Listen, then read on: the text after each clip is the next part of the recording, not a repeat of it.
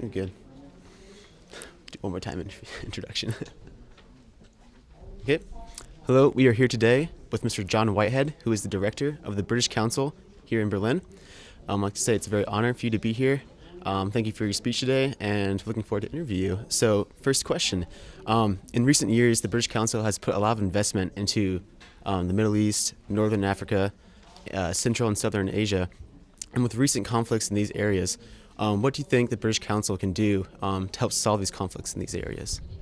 Well, first of all, thank you very much for inviting me today. It's very nice to be here again too. It's an enjoyable meeting people. Well, you're absolutely right, of course. The British Council has put a lot of investment into those parts of the world precisely because there is a really important need to respond to the political activities in those parts of the world. And I think that there are various different sorts of responses. There's obviously a political response.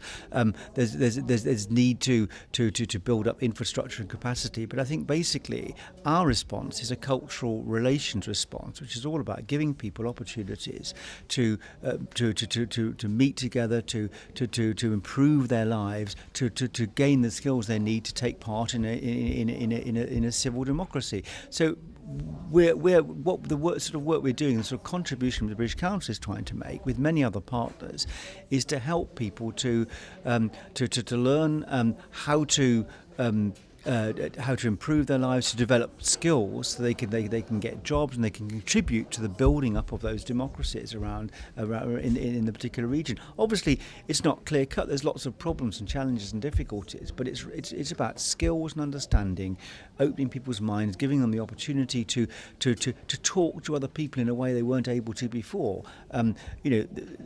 Certainly, I spent 3 very interesting years in Tunisia. I know Egypt very well. I've been to Libya several times too, and I mean it was not even colleagues in the British Council in Tunis didn't speak to each other openly in the old regime because they were fearful. Well, I mean, actually trying to help people to overcome that and to express themselves and articulate their views is a really important cultural relations challenge. Okay, thank you very much. Okay. It's a very interesting point of view. So I have a question as well, or several actually. The Our Shared Europe project is promoting the cultural mix in Europe. Can you tell us more about how you want to reach this goal and if you have discovered any difficulties in implementing it so far? Yeah. Okay, fine. Well, Our Shared Europe is all about inclusion. It's about helping everybody in Europe, whether they were born here or whether they've been migrated here from another country, to make their own contribution. So actually, in a sense, there are overlaps, as I just said, about the Middle East and about South Asia, etc. It's giving people the skills to do that which matters. But for us, the inclusion agenda is making sure that we help people to understand the need to value the diversity of the people in Europe and help everybody to actually make a contribution in their own particular way. Now, we do it through a variety of ways. We can do it by organising events and dialogues and things like that. We do a lot of work in the arts to help people understand the wide diversity of work in the arts in Europe. We work with the other European Union National Institutes of Culture, UNIC, an organisation which promotes the cultural diversity of Europe across all of the EU countries.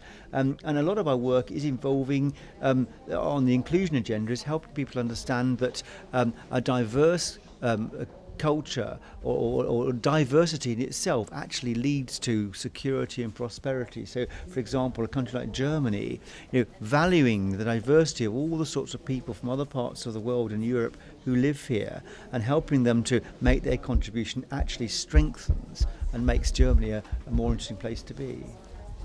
Well, that also sort of answers the other questions, so I'll skip to the third question. How do you think national governments could support the Our Shared Europe project?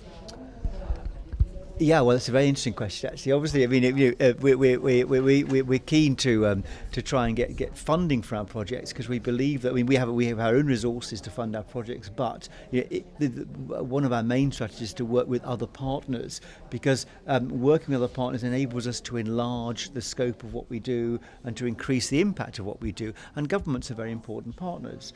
And so we're not only looking towards governments, we're looking at lots of partners in countries like Germany or Europe, the foundations, the academic organisations, the European Commission, all of these sorts of things too. But we want to make sure the British government understands the value and the importance of Europe and the contribution which cultural relations can make to that. And so we look to the British government also as part of our funding from the government to actually support that programme.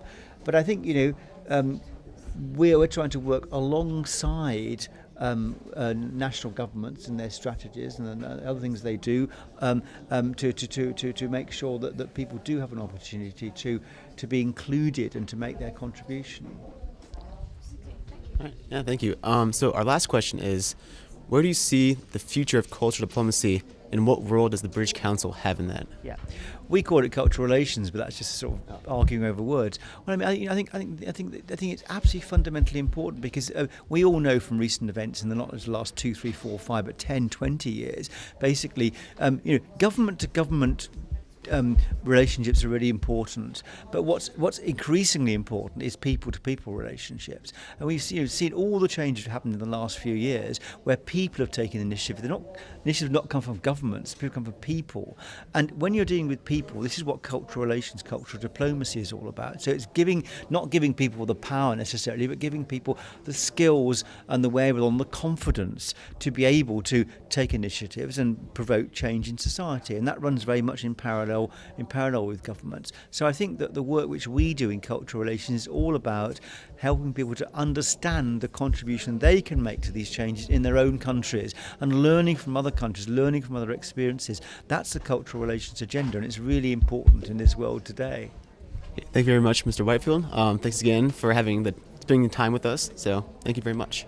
Nice to be with you. Thank you very much indeed.